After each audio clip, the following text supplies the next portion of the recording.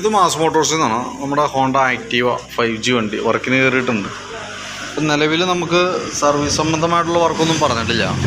Front വെട്ടൽ പറഞ്ഞിട്ടുണ്ട്, പിന്നെ സെൽഫിൻ്റെ complaint പറഞ്ഞിട്ടുണ്ട്, ഓയിൽ ചേഞ്ച്, വാട്ടർ സർവീസ്, അങ്ങനെ 2 കംപ്ലയിൻറ്റ്സുകളാണ് മെയിനായിട്ട് നമുക്ക് പറഞ്ഞത്.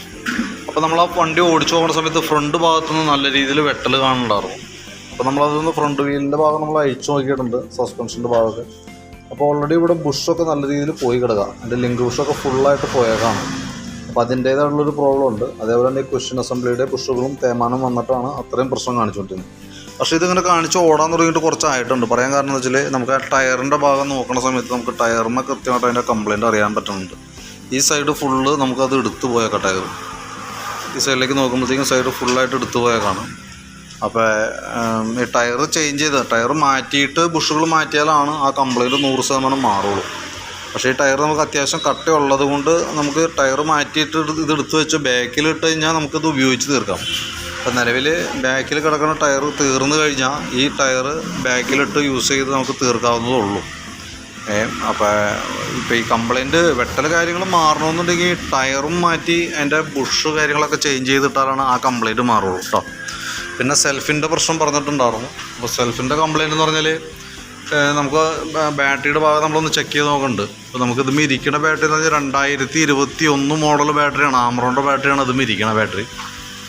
അപ്പോൾ അത് നമുക്ക് ചെക്ക് ചെയ്യുമ്പോൾ നമുക്ക് കംപ്ലയിൻറ്റ് കാണിക്കുന്നുണ്ട്. അത് കൂടാതെ കൊണ്ട് ബ്രേക്കിൻ്റെ ലെഫ്റ്റ് സൈഡിൽ ബ്രേക്ക് പിടിക്കുന്ന സമയത്ത് നമുക്ക് സെൽഫ് എടുക്കാത്തൊരു കണ്ടീഷൻ ഉണ്ട്.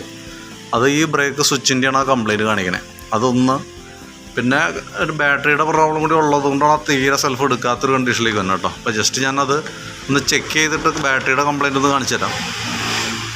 നമുക്ക് വോൾട്ട് ചെക്ക് ചെയ്യുമ്പോൾ 12 വോൾട്ട് മുകളിലുണ്ട്, 12.83 റേഞ്ചൊക്കെ വോൾട്ട് കിട്ടുന്നുണ്ട്. നമ്മൾ ബാറ്ററി ടെസ്റ്റിലേക്ക് കൊടുത്തിട്ടുണ്ട്. ടെസ്റ്റിലേക്ക് കൊടുക്കുമ്പോൾ കൃത്യമായിട്ട് അതിൻ്റെ വാല്യൂസിനത് കാണിക്കും, പോയ ബാറ്ററി ആയിട്ട് കാണിക്കാം. അപ്പോൾ നിലവിൽ വോൾട്ടൊക്കെ ഉള്ളത് കൊണ്ട് ഹോണും ഇൻഡിക്കേറ്ററൊക്കെ വർക്ക് ചെയ്യും, പ്രശ്നം ഉണ്ടാവില്ല. പക്ഷേ സെൽഫ് എടുക്കണമെങ്കിൽ ഓൾറെഡി ബാറ്ററി വോൾട്ട് നമുക്ക് ശരിക്കും ആംപിയർ ഉണ്ടെങ്കിലാണ് സെൽഫ് മോട്ടർ വർക്ക് ചെയ്യുള്ളൂ. അപ്പോൾ ബാറ്ററി മാറ്റിയാലാണ് സെൽഫിൻ്റെ കേസ് റെഡിയാക്കാനായിട്ട് സാധിക്കുകയുള്ളൂ. കൂട്ടത്തിൽ കൂടെ നമുക്ക് ആ സ്വിച്ചുകളും ഒന്ന് ചേഞ്ച് ചെയ്തിട്ടുണ്ടായിട്ടുണ്ട്. പിന്നെ എൻജിൻ ഓയിലിൻ്റെ കേസ് പറഞ്ഞാണ്. ഓയിൽ ചേഞ്ചും അത്യാവശ്യം നോക്കുമ്പോൾ നമുക്ക് അത്യാവശ്യം നല്ല രീതിയിൽ തന്നെ കളർ ചേഞ്ച് കാര്യങ്ങളൊക്കെ വന്നിട്ടുണ്ട്. അപ്പോൾ അത്രയായിട്ടാണ് നമുക്ക് മെയിനായിട്ട് ചെയ്യേണ്ടത്. അപ്പോൾ നിലവിൽ ടയർ, ബാറ്ററി, ബുഷ് സെറ്റുകൾ, എൻജിൻ ഓയിൽ, ബ്രേക്കിൻ്റെ സ്വിച്ച്, സെൽഫ് സ്വിച്ച്, ഇത്രയായിട്ടാണ് നമുക്ക് ചെയ്യേണ്ടത്, മാറ്റേണ്ടി ചെയ്യുന്ന പാർട്സുകൾ. അപ്പോൾ ജസ്റ്റ് ഞാനതൊന്നൊരു എസ്റ്റിമേറ്റ് ആക്കി നോക്കിയിട്ട് അതിൻ്റെ ഡീറ്റെയിൽസ് ഒന്ന് വാട്സാപ്പിലേക്ക് ഇട്ട് തരാം. അപ്പോൾ അതിൻ്റെ കംപ്ലയിൻസിൻ്റെ കാര്യങ്ങളൊക്കെ ഒന്ന് നോക്കാം. വീഡിയോ കണ്ടതിന് ശേഷം നോക്കിയിട്ടൊന്ന് റിപ്ലൈ ഇടണം. അതനുസരിച്ചിട്ട് വേണം നമുക്ക് വർക്ക് കംപ്ലീറ്റ് ചെയ്യാൻ പറ്റും കേട്ടോ. നോക്കിയിട്ടൊന്ന് റിപ്ലൈ ഇടാൻ മറക്കരുത്.